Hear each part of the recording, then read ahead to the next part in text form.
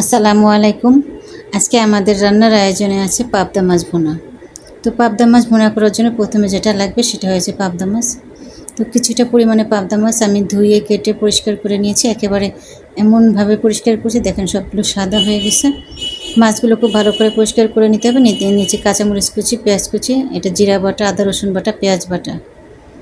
আমি এই পাবদা মাছগুলো কাঁচাই ভুনা করবো, আমি এটা ভেজে রান্না করব না, কারণ পাবদা মাছ, বেলে মাছ এগুলো নরম মাছ, এগুলো এইভাবে রান্না করলে কিন্তু খেতে খুব বেশি মজা লাগে। তো রান্নার জন্য আমি চুলে একটা ফ্রাই প্যান দিয়ে কিছুটা তেল দিয়ে দিয়েছি। প্রথমে দিয়েছি একটা তেজপাতা, 2-3 সেকেন্ড নাড়াচাড়া করে যখন একটু ফোড়ন চলে আসছে তখন আমি কিছুটা পেঁয়াজ কুচি দিয়ে দিয়েছি। পেঁয়াজ কুচিটা নেড়ে চেড়ে যখন হালকা একটু ব্রাউন হয়ে আসা শুরু করবে তখন আমি মশলাগুলো দিয়ে দেবো। এটা লাল লাল করে ভাজার কিছু নেই, বা লাল লাল করে ভাজার দরকারও নেই।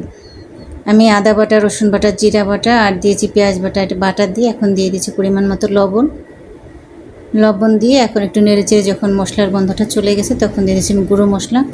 প্রথমে দিয়েছি আমি হলুদের গুঁড়ো, সামান্য একটু শুকনো মরিচের গুঁড়ো, কারণ আমি এখানে কাঁচা মরিচ ব্যবহার করব, আর দিয়েছি ধনিয়া গুঁড়ো। জিরাটা আমি বেটেই দিয়েছি। এবার কিছুটা পানি দিয়ে আমি মশলাটাকে কষিয়ে নেব। আমি 2বার পানি দিয়ে কষিয়ে নিয়েছি মশলাটাকে। মনে রাখবেন, এই কাঁচা মাছ যে কোনো মাছে রান্না করেন মশলাটা আপনার কষানোটা হয়েছে মেইন সাবজেক্ট। তাই মশলাটা যত ভালো কষাবেন স্বাদটা তত ভালো আসবে। আমি কিছুটা কাঁচামরিচ কুচি দিয়ে দিয়েছি। মশলা থেকে তেলটা কিন্তু আলাদা হয়ে গেছে, দেখেন, মানে তেলটা উপরে চলে আসছে। ঠিক তখনই আমি সব পাবদা মাছগুলো দিয়ে দিয়েছি। তো পাবদা মাছ কিন্তু বেশি নাড়াচাড়া যাবে না, তাহলে কিন্তু সব ভেঙে যাবে। আর প্রত্যেকটা পাবদা মাছে দেখেন পেট ভরা ডিম একেবারে, আর এই জন্য আরও বেশি নরম হয়ে গেছে, তাই নাড়াচাড়া তো একেবারেই করা যাবে না। এখন দিয়ে দিচ্ছি আমি এটা রান্নার জন্য যতটুকু পরিমাণে পানি লাগে ঝোল, ওটা দিয়ে আমি এটা ঢাকা দিয়ে রেখেছি 3-4 মিনিট। তো 3-4 মিনিট ঢাকা দেওয়ার পরে এই যে দেখেন অবস্থাটা, আমি একটু হালকাভাবে নেড়ে চেড়ে দেওয়ার চেষ্টা করতেছি। এখনও কিন্তু লেগে যায়নি, শেষের দিকে হয়তো লেগে যাওয়ার সম্ভাবনা আছে, কারণ এটা তো নাড়া যাবে না। এতে চেষ্টা করবেন জালটাকে, মানে চুলাটাকে কম আঁচে রান্না করার জন্য।